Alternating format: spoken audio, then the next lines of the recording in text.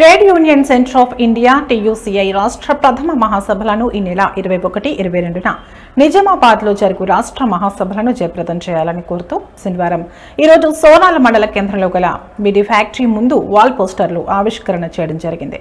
ఈ సందర్భంగా TUCI రాష్ట్ర కార్యదర్శి కె రాజన్న మాట్లాడుతూ రాష్ట్రంలో కార్మిక వర్గం ఎదుర్కొంటున్న సమస్యలపై అనేక పోరాటాలు నిర్వహించి కార్మిక పక్షాన నిలబడినటువంటి trade union centre of India TUCI Telangana రాష్ట్రంలో ఆవిర్భవించి రాష్ట్రంలో కార్మికుల అనేక సమస్యలపై ఉద్యమాలు నిర్వహిస్తుంది. బీడీ పరిశ్రమలో సింగరేణి, KGBV, గ్రామ పంచాయతీ, మున్సిపల్, మధ్యాహ్న భోజన పథకం, హోటల్స్, ఫ్యాక్టరీలు, ఆటో అండ్ మోటార్ గోదాం, మధ్యాహ్న భోజనం ఇలా అనేక రంగాల్లో కార్మికులు ఎదుర్కొంటున్న సమస్యలపై పోరాడుతుంది. కార్మిక హక్కులకై ఉద్యమిస్తుంది. ఈ సందర్భంలోనే గత ఉద్యమాన్ని సమీక్షించుకుని భవిష్యత్తు కర్తవ్యాలను రూపొందించుకునేందుకు TUCI రాష్ట్ర మహాసభలు నిజామాబాద్ నగర కేంద్రంలో జరుగుతూ ఉన్నాయి.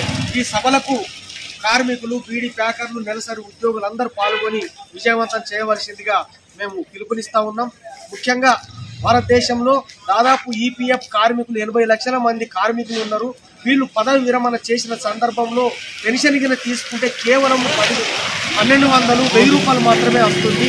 ఈ పెన్షన్ ఏమాత్రం సరిపోదు కాబట్టి కనీస పెన్షన్ 9000 ఇవ్వాలని చెప్పేసి ఈ సందర్భంగా డిమాండ్ చేస్తూ ఉన్నాం. అలాగే 2020లో తెచ్చినటువంటి చట్టాలు చట్టాలు కానీ సర్వీసాలను కానీ చెప్పేసి ఇవాళ ఇట్టాలు కానీ కార్పొరేట్ సంస్థ అనుకూలంగా ఉన్నాయి. ఇవాళ పెట్టుకోవాలంటే 7 మందితో సంఘం పెట్టుకునే పరిస్థితి ఉండే.